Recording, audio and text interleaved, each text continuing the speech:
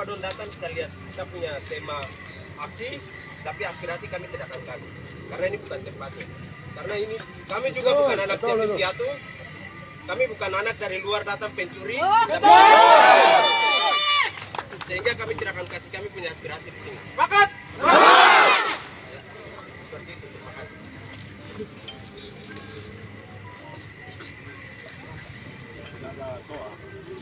Doa dong ambil tadi.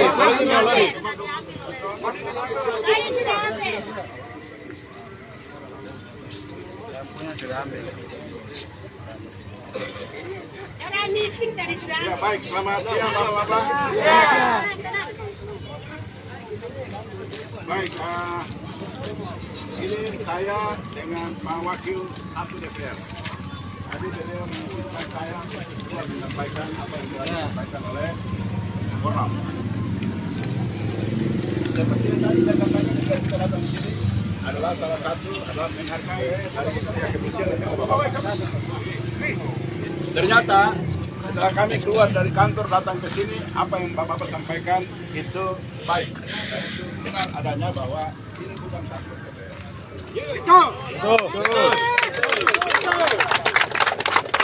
Kenapa harus di kantor DPR? Karena di sana akan ada pencatatan dan legalisasi oleh pihak sekretariat untuk apa maksud dan tujuan aspirasi ini. Bahwa ketika yang paling tinggi. Hari ini kita ada di rumah ibadah. Ya, betul. Dengan kamu mundur dulu depan. Cuaca yang panas, tapi kami berusaha untuk datang menghargai Bapak-Bapak. Kami juga menghargai pihak kepolisian yang mungkin punya pertimbangan lain-lain, tetapi pada akhirnya bahwa hak demokrasi menyampaikan pendapat itu dilindungi oleh undang-undang.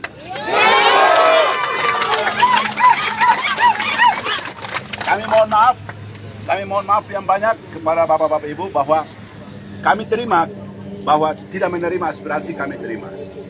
Dan itu baik, kami akan kembali dan nanti tolong nanti diberitahu kepada kami kapan Bapak Ibu mau datang menyampaikan aspirasi itu.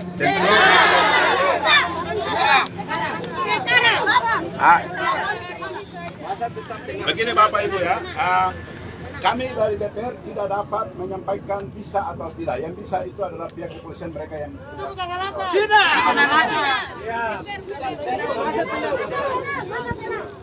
nanti kami akan menunggu Bapak Doran di kantor, kan begitu?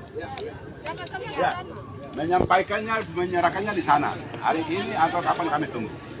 Saya pikir dari saya itu saja. Sekian dan terima kasih. Saya akan kasih ke Pak Wakil sebagai anak Amume asli di sini. Terima kasih.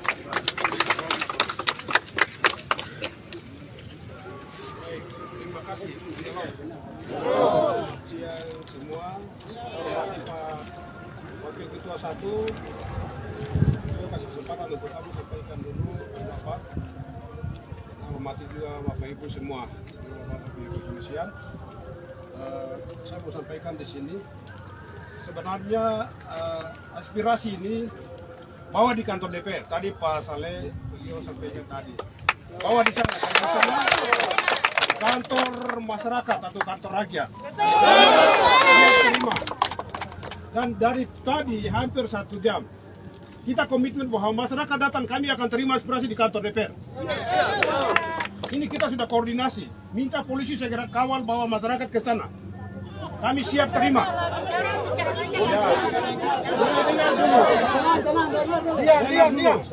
Tenang. Tingkat kepolisian juga mereka koordinasi. Hasilnya sampaikan ke kami DPR bahwa ini pertimbangan keamanan, jangan sampai terjadi hal-hal yang tidak inginkan.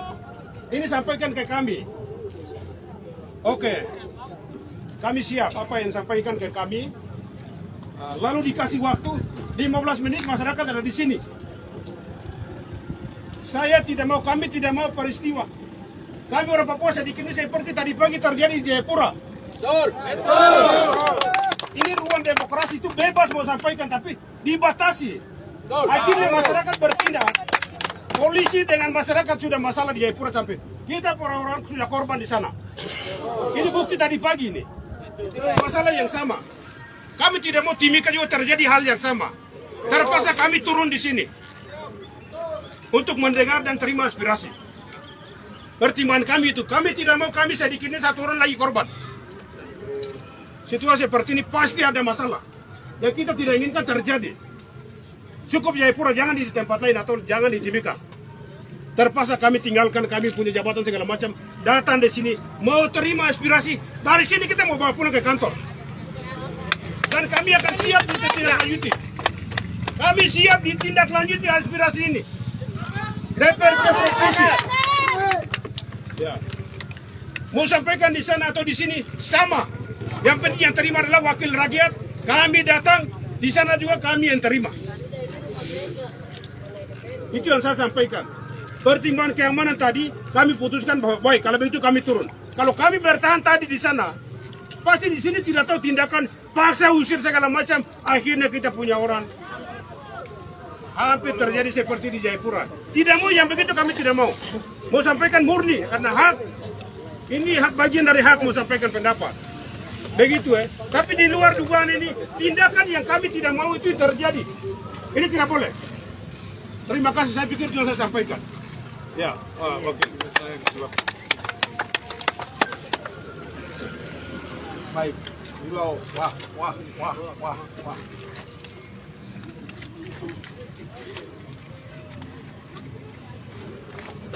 Pertama-tama kami bersyukur kepada Tuhan karena kasih dan kemurahan Tuhan baik sehingga kita rakyat Papua, bangsa Papua dan rakyat Papua ini ada sebagaimana kita ada. Baik, saya hormati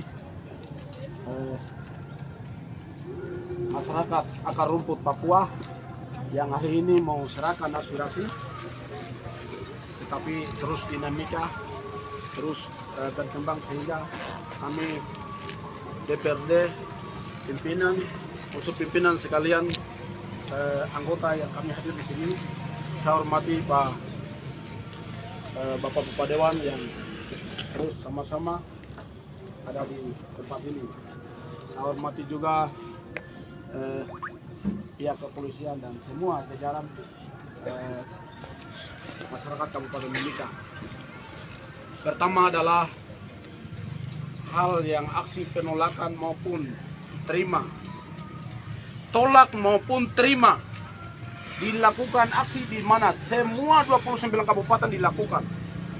Pertama kami sudah ikuti sampai hari ini, terus melakukan aksi penolakan maupun penerimaan.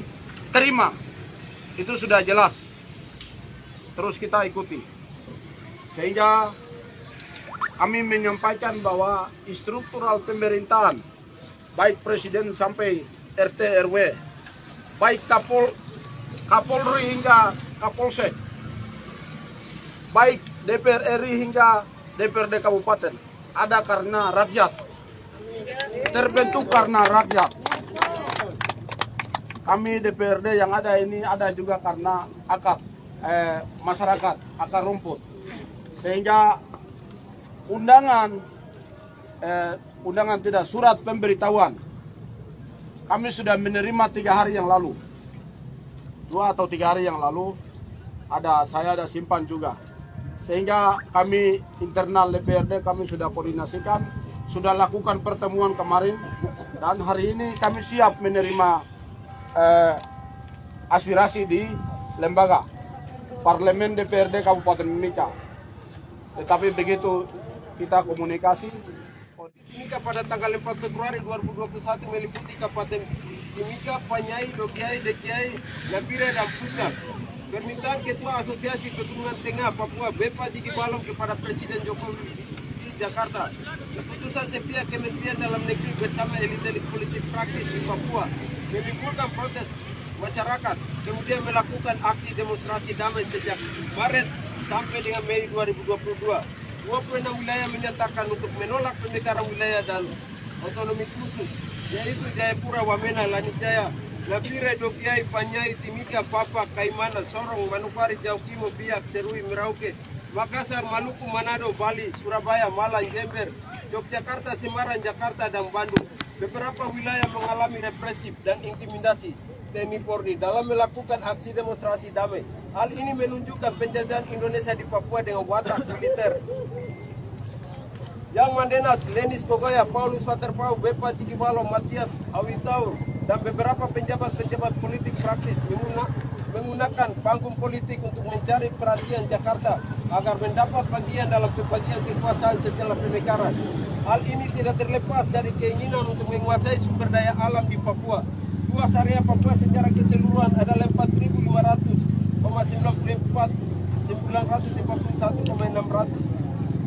16.700 hektar dengan kekayaan permukaan bumi dan dalam bumi meliputi pemerintah Provinsi Papua.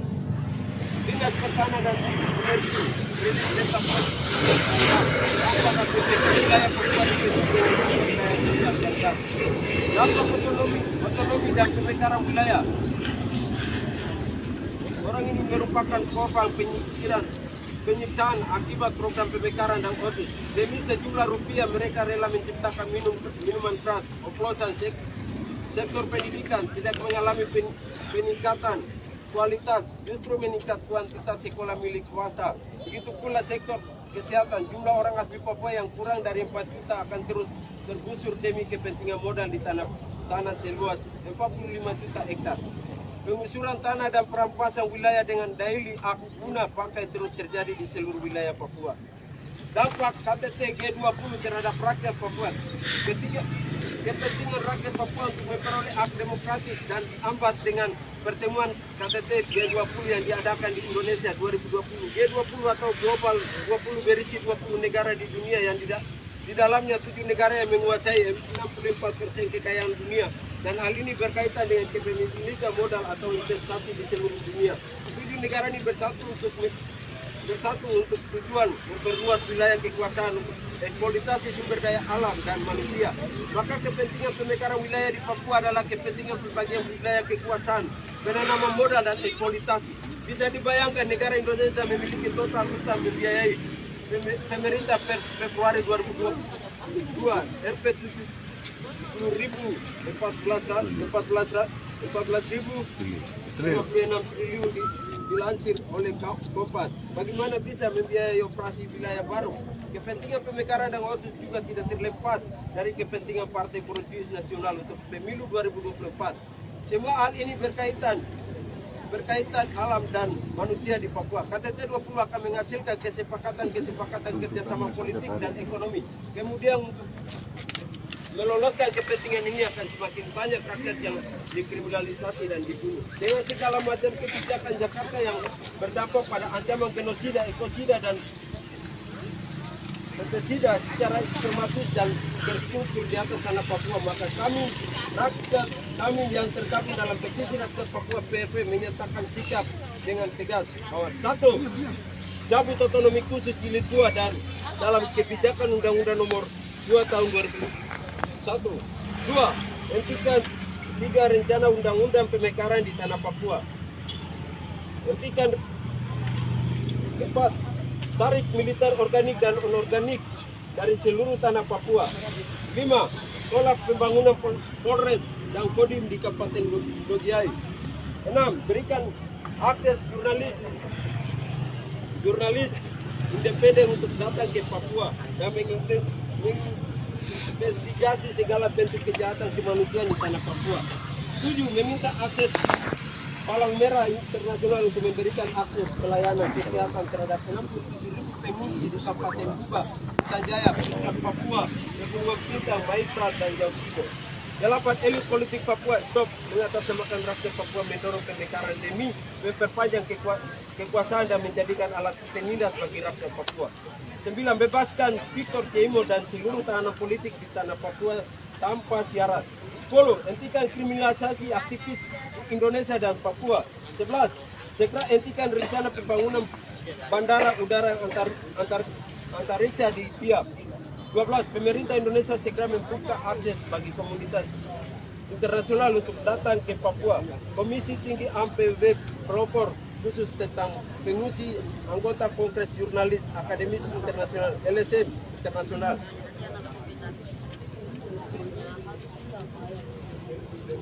13. Mendesak komunitas internasional WNI, Eropa, Amerika, Australia, New Zealand, negara-negara ASEAN, China, internasional, MONE, IMF, World Bank untuk menghentikan bentuk dana kepada pemerintah Indonesia karena selama 59 tahun telah terbukti gagal membangun Papua yang berdampak pada genosida dan genosida terhadap bangsa Papua. 14. Tutup semua perusahaan asing di seluruh tanah Papua, Freeport, LNG Tangguh, MIPE, Blok Papu.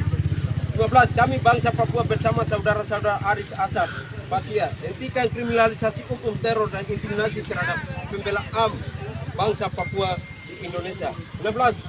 Mendukung perjuangan rakyat di Wadas, di Purworejo, Jawa Tengah tentang penolakan tampang proyek bendungan Bener. 17. Hentikan uji coba nuklir di Pasifik yang dilakukan oleh Prancis, Amerika, New Zealand, dan Australia. 18. Tolak KTT G20 di Indonesia. 19. Berikan hak menentukan nasib sendiri sebagai solusi demokratis bagi rakyat bangsa Papua. Demikian pernyataan sikap ini kami buat atas nama seluruh pejuang yang telah mati di atas tangan penjajah dan atas nama rakyat Papua Barat yang telah lama hidup di bawah rantai penindas kolonialisme Indonesia dan kapitalisme. Kami akan terus berjuang hingga terciptanya kemerdekaan sejati di atas bumi tercinta kita, West Papua.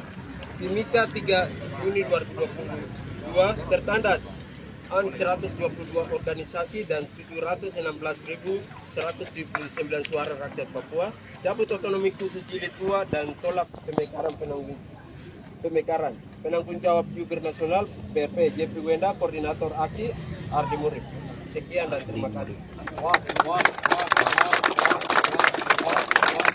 DPR bisa bahas itu.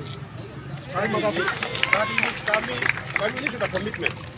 Masyarakat datang di kantor DPR, ini kantor rakyat. Kita komitmen. Pihak kepolisian, mereka pertimbangan tersendiri, tidak harus DPR turun. Makanya kami turun ke sini. Jadi setelah ini, kami bawa pulang aspirasi ke kantor. Kami akan hadirkan Kapolres pertemuan dengan kami DPR. Tidak boleh lagi atasi seperti ini. Untuk ke depan masyarakat di kantor DPR. Jelas, kantor DPR ada untuk masyarakat. Seluruh masyarakat ada di Timika ini punya kantor di sana. Kami ini siap melayani. Tapi pertimbangan keamanan lain-lain, Bapak kepolisian minta untuk kami turun, kita datang ke sini. Ini masalah, aspirasi hari ini kita terima. Kami akan bawa. Nanti selanjutnya kami tindak lanjuti. Seperti apa? Supaya tidak terulang seperti ini. Kita masyarakat sudah bisa datang bawa masalah di kantor DPR. Kita punya tanggung jawab teruskan. Perjuangan aspirasi itu saja. Satu menit ya. Bentar ya. Pak Pendeta. Jadi begini Pak ya. Pertama ini baru pernah terjadi bahwa DPR menerima datang ke sini. Kami datang ke sini dengan dua penghargaan. Penghargaan kepada Kepolisian Republik Indonesia yang mempertimbangkan stabilitas keamanan dan lain-lain. Kami tidak tahu, itu urusannya kepolisian. Dan kami datang ke sini untuk bagaimana bisa mendapatkan langsung, karena bapak-bapak saat ini kan tidak bisa ke kantor DPR, kan begitu. Kalau polisi menganggap mungkin ada hal-hal yang menurut analisa polisi terjadi stabilitas keamanan, itu mungkin begitu. Sehingga kami datang ke sini dua yang kami datang, menghargai pihak kepolisian dalam hal ini dan menghargai Bapak Padora. Tadi sudah disampaikan oleh Pak Wadilo bahwa tidak pernah ada aspirasi masyarakat kami terima seperti ini. Harus di kantor. Tapi kami harus menghargai dua pihak. Satu menghargai kepolisian dan satu kami menghargai Bapak Padora. Kalau memang Bapak Padora tidak bersedia untuk menyampaikan aspirasi, itu hak Bapak Padora. Kami boleh pulang. Yang penting kami sudah datang. Apabila Bapak tidak menginginkan menyampaikan aspirasi, kami tinggalkan tempat ini. Kalau memang menyampaikan, maka itu akan kami telusurkan, lanjutkan ke DPRP Provinsi Papua. Apa yang Pak Dola menyampaikan itu ke sana. Kalau Bapak Dola mungkin jalan, ada pertimbangan keamanan dan segala macam, itu urusannya kepolisian. Kami hanya menghargai polisi dan menghargai Bapak Dola. Saya pikir ini. Baik, mungkin dari saya ini selamat siang semua. Siang. Terutama saya punya masyarakat dan juga pihak keamanan. Ini situasional, seluruh Papua hari ini sedang menyampaikan aspirasi. Betul. Aspirasi terkait dengan penolakan DOB. Itu satu. Yang kedua tolong wartawan. Ini bukan tempat kantor DPR. Kami DPR datang di depan rumah ibadah untuk menerima aspirasi. Betul. tolong gitu ya. Kami terima aspirasi di depan rumah ibadah. Ini sebetulnya tidak boleh terjadi. Betul. Dan tolong sama sampaikan kepada negara Indonesia dan Presiden dan Wakil Presiden dan DPR RI. Sekarang fenomena di Papua sedang ada penolakan DOB dan sudah membungkam demokrasi. Ini tidak boleh terjadi. Tidak boleh membungkam demokrasi. Mereka menyampaikan aspirasi hari ini langsung negara runtuh. Tidak akan runtuh negara ini. Aspirasi sah-sah dijamin oleh undang-undang. Benar. Ini tidak boleh terjadi. Hari ini tidak boleh terjadi seperti ini. Kami dipilih oleh masyarakat, jadi kita harus bicara untuk mereka. Betul. Saya minta itu tolong. Itu satu. Yang kedua, saudara-saudara harus bikin spanduk jelas. Sudah bikin tapi tadi belum sudah kasih robek. Itu sudah salah besar. Kasih bongkar tadi. Sudah kasih robek kita. Spanduk ini perlu untuk menyampaikan isi hati kita. Tidak boleh terjadi. Kalau sudah seperti ini, menciptakan konflik, masalah baru. Betul. Lagi dong ambil. Bagaimana kita harus pendekatan dengan baik. Jadi tolong wartawan, ini rumah ibadah tidak layak kita terima. Masuk dulu. Tidak boleh terima di tempat ini, tidak boleh. Sudah. Buka. Masuk Bapak. Ayo. Masuk dulu.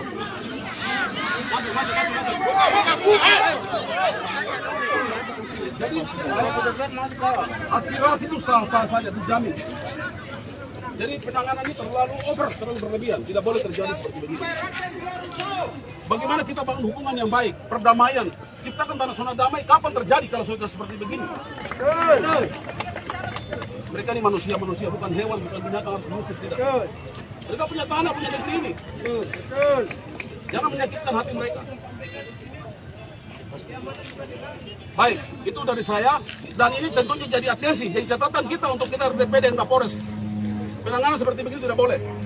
Kami jamin mereka aman ke depan. Terima kasih.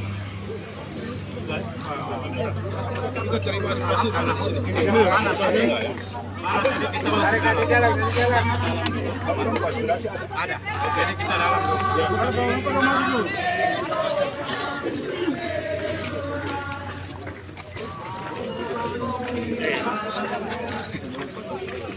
Panas.